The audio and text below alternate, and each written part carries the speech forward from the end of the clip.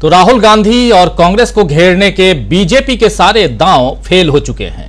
उसके तरकश में अब ऐसा कोई तीर शायद नहीं बचा जो कांग्रेस को घायल कर सके। इसीलिए अब बीजेपी उन पुराने कांग्रेसियों को मैदान में उतार रही है जो कांग्रेस की सरकार के वक्त सत्ता सुख भोगने के लिए वहां थे और अब सत्ता सुख की खातिर या तो बीजेपी के सदस्य बन गए हैं या पीएम मोदी के मुरीद बन गए हैं। जी हां, ज्योतिरादित्य सिंधिया राहुल गांधी के पुराने साथी थे, लेकिन अब वे बीजेपी में हैं, मोदी सरकार में मंत्री पद संभाल रहे हैं। आज ज्योतिरादित्य सिंधिया ने राहुल गांधी को घेरने के लिए कई आरोप उन पर लगाए और उन्हें लोकतंत्र का ज्ञान दिया। सिंधिया ने कहा कि राहुल गांधी और कांग्रेस पार्टी ने अपनी व्यक्तिगत लड़ाई को लोकतंत्र की लड़ाई बना दिया है। वो राजनीतिक रूप से खुद को प्रासंगिक रखने के लिए जो संभव हो वो कर रहे हैं। इसकी जितनी आलोचना की जाए कम है। ज्योतिरादित्य सिंधिया यही नहीं रुके, बल्कि उन्होंने आगे कहा कि कांग्रेस की कोई विचारधारा नहीं है, इनकी केवल एक विचारधारा बची हुई है और वो है देशद्रोह की विचारधारा। जी हां, देश के विरुद्ध काम करने की विचारधारा। ये सब कह रहे थे ज्योतिरादित्य सिंधिया। लगभग 17 मिनट तक ज्योतिरादित्य सिंधिया अपनी प्रेस कॉन्फ्रेंस में राहुल गांधी और कांग्रेस को कोसते नजर आए। 17 मिनट से 2 मिनट आपके पास लेकर आया हूं। ज्यादा 17 मिनट सुनने की जरूरत नहीं है, लेकिन 1.5-2 मिनट सुन लीजिए, उनकी जुबानी ज्यादा आप लोगों को समझ में आए कि क्या कुछ कह रहे थे और चर्चा आगे बढ़ाते हैं। सुनिए ज्योतिरादित्य सिंधिया को। पिछले कुछ दिनों में जिस तरीके से श्री राहुल गांधी और कांग्रेस पार्टी ने जहां एक तरफ न्यायतंत्र पर दबाव और धमकी की विचारधारा के साथ कार्य किया है और जिस तरह उन्होंने अपनी व्यक्तिगत कानूनी लड़ाई को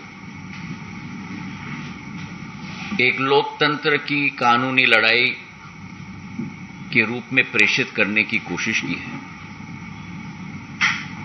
उससे एक बात तो स्थापित हो चुकी है कि कांग्रेस पार्टी इस देश में लोकतंत्र के साथ खिलवाड़ करने में और नई लो पर जाने में कोई कमी नहीं छोड़ेगी। जिस तरीके से they are trying to do everything possible to stay politically relevant और अपने आप को मैं ये कहूंगा कि एक लोकतंत्र की लड़ाई नहीं लेकिन एक स्वार्थ की लड़ाई लड़ी जा रही है, इसकी हम जितना निंदा करें वो कम होगा। आप सब वाकिफ हैं कि ये पहली बार नहीं है कि कोई व्यक्ति, कोई सांसद की संसदीय सदस्यता को बर्खास्त की गई है। पिछले 10 वर्षों में कई लोग इस सूची में शामिल हैं। जयललिता जी हैं, आजम खां हैं, कांग्रेस के सांसद रशीद मसूद हैं। पर ये क्या कारण है कि इस बार इतना हंगामा किया जा रहा है? इस बार लोकतंत्र के मंदिर को, हमारे संसद को चलने नहीं दिया जा रहा। क्या कारण है कि इस बार काले कपड़े पहनकर लोग अपनी प्रस्तुतिकरण कर रहे हैं, जबकि ये। तो सुन रहे थे आप ज्योतिरादित्य सिंधिया को। ज्योतिरादित्य सिंधिया की इन बातों को सुनकर अब यकीन हो गया है दोस्तों कि वे पूरी तरह बीजेपी के रंग में रंग गए हैं। कांग्रेस की विचारधारा पर सवाल, राहुल गांधी की राजनीति पर सवाल और सबसे बढ़कर देशद्रोही वाली बात कहना, यही सब तो बीजेपी के बाकी नेता भी करते रहे हैं। अब सिंधिया उसी बात को आगे बढ़ाने में की कोशिश कर रहे हैं और उसको आगे बढ़ाने के लिए आए हुए हैं। हालांकि कांग्रेस की तरफ से ज्योतिरादित्य सिंधिया की टिप्पणियों का माकूल जवाब दे दिया गया है और साथ ही पवन खेड़ा ने तो पीएम नरेंद्र मोदी को सावधान रहने की सलाह भी दे दी है कि सिंधिया कांग्रेस के लिए वफादार नहीं रहे तो वे आपके लिए भी वफादार नहीं रहेंगे। लेकिन पवन खेड़ा यही नहीं रुके, पवन खेड़ा ने गुलाम नबी आजाद को भी घेरा। क्या कुछ कह रहे थे पवन खेड़ा, जरा सुन लीजिए। कि जिस पार्टी ने एक कार्यकर्ता को इतना बड़ा नेता बनाया, ऐसे ऐसे पद दिए कि वो एक कद्दावर नेता की श्रेणी में आ जाए, आज वो उसी पार्टी को कोस रहे हैं। बुरा लगता होगा, उन्हें भी बुरा लगता होगा, हमें पूरा भरोसा है उन्हें बुरा लगता होगा। आप सबने बचपन में एनसीईआरटी या जो भी पढ़ा होगा, बाबा भारती और डाकू खड़क सिंह की वो कहानी जरूर पढ़ी होगी। हार की जीत नाम था कहानी का, बचपन में मैंने पढ़ी थी, कोर्स बुक्स में होती थी। कैसे डाकू खड़क सिंह दीनहीन अवस्था में भेष बदल के अपाहिज का भेष बनाकर सड़क के किनारे पड़ा हुआ था और बाबा भारती अपने प्रिय घोड़े सुल्तान पर सैर करने निकले हुए थे। डाकू खड़क सिंह ने उनको गुहार लगाई कि रुकिए, मेरी मदद कर दीजिए, मुझे वैद्य तक ले जाइए। बाबा भारती ने डाकू खड़क सिंह को घोड़े पर बैठाया और अचानक डाकू खड़क सिंह ने असली रूप दिखाया और घोड़ा लेके भाग गया। जब वो भाग रहा था तो बाबा भारती ने उसे रोका, घोड़ा ले जाओ, नहीं चाहिए अब घोड़ा। लेकिन मेरी एक बात सुनते जाओ, किसी को इस वाकये का जिक्र मत करना, नहीं तो लोग एक दूसरे पर विश्वास करके एक दूसरे की मदद करना बंद कर दें। ये कहानी हम सब के लिए बहुत आवश्यक है। हम सब जो कार्यकर्ता इस पार्टी के लिए लड़ रहे हैं, हमारे नेतृत्व के लिए लड़ रहे हैं, हमारी विचारधारा के लिए लड़ रहे हैं, आज हमारा नेतृत्व हम पर किस मुंह से विश्वास रखेगा जब 50 साल पुराने नेता जिनको इतने पदों से नवाजा गया वो ऐसा धोखा दे सकते हैं? तो बताइए हम पर किस तरह से हमारा नेतृत्व भरोसा करेगा? हम सबका भरोसा तोड़ा, पार्टी का भरोसा तोड़ा है। खैर, जो हुआ सो हुआ। जब इन्होंने पार्टी छोड़ी थी तो एक टिप्पणी की थी कि आज मैं आजाद हो गया हूं। 2 दिन से जो इनकी टिप्पणियां हम सुन रहे हैं तो हमें भरोसा हो गया है कि आप गुलाम हो गए हैं, आजाद नहीं हुए। तो आप सुन रहे थे पवन खेड़ा को। पवन खेड़ा दरअसल ज्योतिरादित्य सिंधिया से पहले कल पूर्व कांग्रेसी नेता और अब डेमोक्रेटिक प्रोग्रेसिव आजाद पार्टी बनाने वाले गुलाम नबी आजाद के बारे में बात कर रहे थे और उन्होंने भी मौजूदा कांग्रेस के नेतृत्व की बुराई करते हुए पीएम नरेंद्र मोदी की तारीफों के कसीदे कल पढ़े हैं और उन्हें स्टेटमेंट बताया है। और इन तमाम बातों को लेकर के पवन खेड़ा यहां प्रेस कॉन्फ्रेंस कर रहे थे। एक तरफ ज्योतिरादित्य सिंधिया और दूसरी तरफ गुलाम नबी आजाद। गुलाम नबी आजाद पर आज सुबह दिग्विजय सिंह ने ट्वीट किया। दिग्विजय सिंह ने गुलाम नबी आजाद को जवाब देते हुए ट्वीट में क्या कुछ कहा है, जरा सुनिए, देखिए। गुलाम नबी भाईजान, आप कांग्रेस को क्या एक्सपोज और डिमोलिश करेंगे? लिख रहे हैं दिग्विजय सिंह, सांसद हैं कांग्रेस पार्टी से राज्यसभा के, लिख रहे हैं कि क्या आप कांग्रेस को एक्सपोज और डिमोलिश करेंगे? पहले कश्मीर में अपनी पार्टी को तो बचा लीजिए। 40 साल कांग्रेस में रहकर आपने पार्टी के साथ दगा कर दिया। अब भाजपा व मोदी जी की बैसाखियों के सहारे क्या हासिल कर लेंगे? दिग्विजय सिंह ने यह ट्वीट किया और इसके बाद अभी शाम होते होते दिग्विजय सिंह के बाद जयराम रमेश ने भी गुलाम नबी आजाद और ज्योतिरादित्य सिंधिया पर हमला बोला और ट्वीट में क्या कुछ लिखा है वो आपके सामने है। गुलाम नबी आजाद और ज्योतिरादित्य सिंधिया दोनों ही कांग्रेस सिस्टम और पार्टी नेतृत्व के बड़े लाभ भोगी रहे हैं, लेकिन अब हर गुजरते दिन के साथ वे प्रमाण देते हैं कि इस उदारता के वे योग्य नहीं थे। वे अपना असली चरित्र दिखा रहे हैं जिसे उन्होंने इतने लंबे समय तक छुपा कर रखा था। दोनों के बारे में लिख रहे हैं गुलाम नबी आजाद और ज्योतिरादित्य सिंधिया, दोनों के बारे में जयराम रमेश।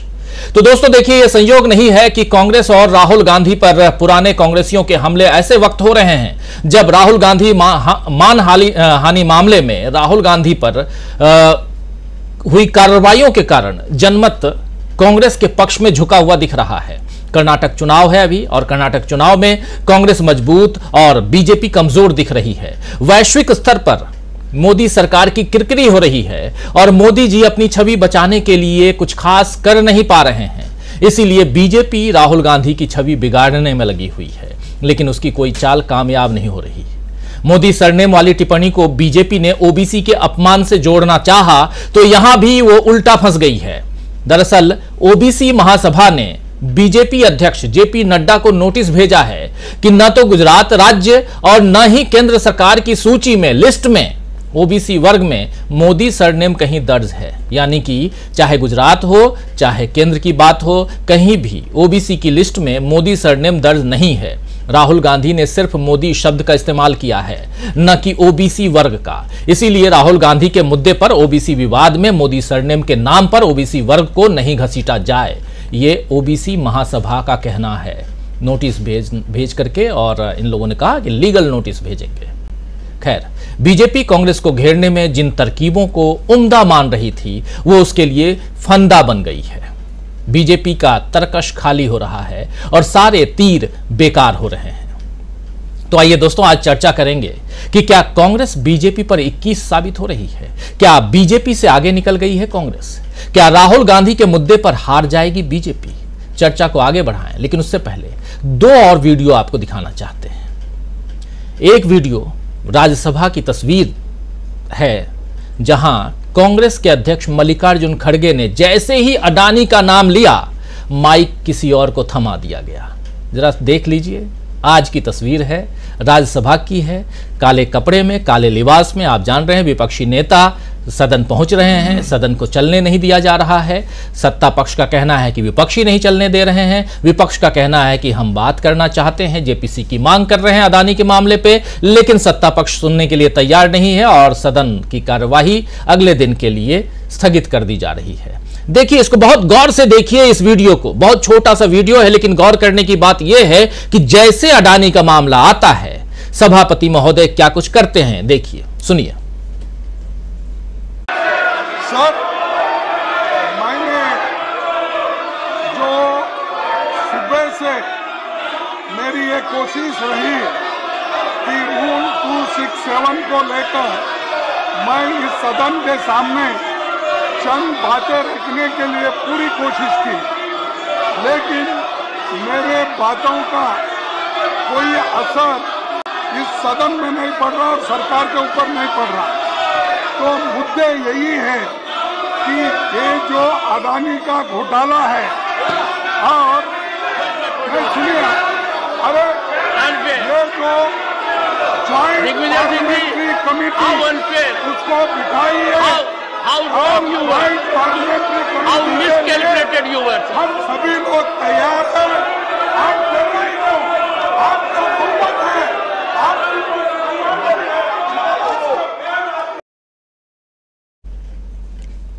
दरअसल सवाल आउट ऑफ कोर्स पूछ दिया गया था। चर्चा आउट ऑफ कोर्स है, इसलिए आप बैठ जाइए, अब दूसरे बोलेंगे। और इधर राहुल गांधी से जब पूछा गया कि चीन के मामले पर आपका क्या कहना है, तो उन्होंने कहा कि अदानी जी की शेल कंपनी में जो 20,000 करोड़ रुपए आए हैं वो किसके हैं। जरा सुन लीजिए राहुल गांधी को। It's a very simple thing. ये जो 20,000 करोड़ रुपए अदानी जी की शेल कंपनीज में हैं, ये किसके हैं? ये बेनामी है, किसके हैं? तो ये बेनामी हैं, ये किसके हैं बताइए। चीन की बात तो हम कर ही रहे हैं, सवाल चीन पे था, लेकिन अदानी, यानी मुद्दा अदानी है। मुद्दा जो है वो मेन मुद्दा अदानी है। लेकिन अदानी के मामले से खुद को बचाने के लिए कितने तीर छोड़ेगी बीजेपी, और उन सब के जवाब कांग्रेस के पास किस कदर हैं, वो आप लोगों के सामने हम रोज रख रहे हैं। और ये यहां कांग्रेस की बात इसलिए करना जरूरी है क्योंकि मुख्य विपक्षी पार्टी है और वही सीधी टक्कर दे रही है बीजेपी को, यानी सत्ता पक्ष को। तो कांग्रेस की बात न करें तो किसकी बात की जाए? आम आदमी पार्टी की, या टीएमसी की, या किसी और की, केसीआर की? चलिए सबकी बात करेंगे, लेकिन कांग्रेस की बात, और इस बात में हमारे साथ जुड़े हुए हैं कई वरिष्ठ साथी। आइए उन सबसे आपका परिचय करवाता हूं।